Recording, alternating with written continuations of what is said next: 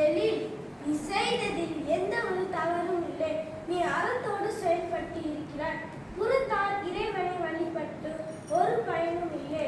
பசியில் வருந்தும் ஒருவனின் துன்பத்தை உன்னால் பொறுக்க முடியாமல் அன்புடன் உதவி செய்திருக்கிறாய். உன் அன்பே இறைவன். வேண்டா, அன்புதான் இறைவன். அன்பு இல்லாதவர்